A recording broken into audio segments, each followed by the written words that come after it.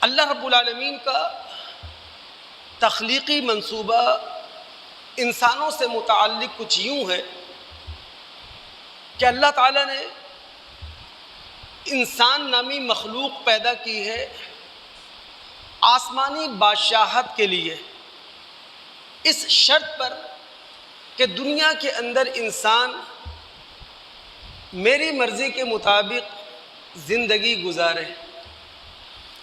اللہ رب العالمین نے اس تخلیقی منصوبے کو جو انسانوں سے متعلق ہے، انسانوں سے تعلق رکھتا ہے، اس کو نبوت اور رسالت کی چادر میں لپیٹ کر ہمارے سامنے پیش کیا ہے۔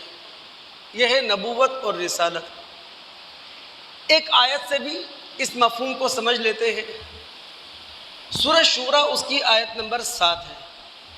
سورہ شورى مکی صورت ہے، مکہ کے دور آخر میں نازل ہونے والی صورتوں میں سے ہے۔ رب العالمین فرماتے ہیں وَكَذَلِكَ أَوْحَيْنَا إِلَيْكَ قُرْآنًا عَرَبِيًّا، اے محمد صلی اللہ علیہ وسلم، ہم نے بالکل اسی طرح جس طرح سابقہ رسولوں کو اپنی وحی دی، اپنا کلام دیا، ان نبیوں کی قومی زبان میں، بالکل اسی طرح ہم آپ کو بھی اپنا پیغام دے رہے ہیں، اپنا کلام دے رہے ہیں، اپنی وحی دے رہے ہیں آپ کی قومی زبان عربی میں۔ وَكَذَلِكَ أَوْحَيْنَا إِلَيْكَ قُرْآنًا عَرَبِيًّا،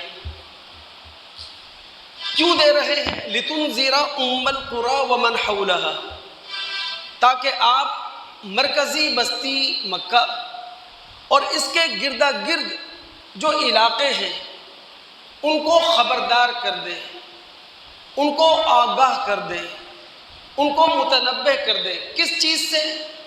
وَتُنذِرَ يَوْمَ الْجَمْعِ لَا رَيْبَ فِيهِ، بھائی قیامت کا دن آنے والا ہے جس دن سارے انسان اکٹھے کیے جائیں گے، سارے انسان جمع کر دیے جائیں گے، اور اس قیامت کے آنے میں کوئی شک نہیں۔ وہ رزلٹ کس طرح برآمد ہوگا؟ فریق فی الجنہ و فریق فی السعیر، انسانوں کا ایک گروہ جس نے اللہ رب العالمین کے تخلیقی منصوبے کے مطابق اللہ کی رضا میں زندگی گزاری ہوگی، وہ جنت میں جائے گا، اور انسانوں کا وہ دوسرا گروہ جس نے اللہ رب العالمین کی مرضی کے مطابق، اللہ رب العالمین کے تخلیقی منصوبے کے مطابق زندگی نہیں گزاری ہوگی، وہ نار جہنم کا شکار ہو جائے گا۔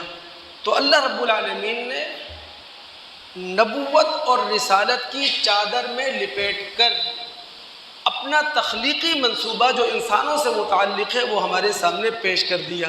یہ ہے نبوت اور رسالت کا مفہوم۔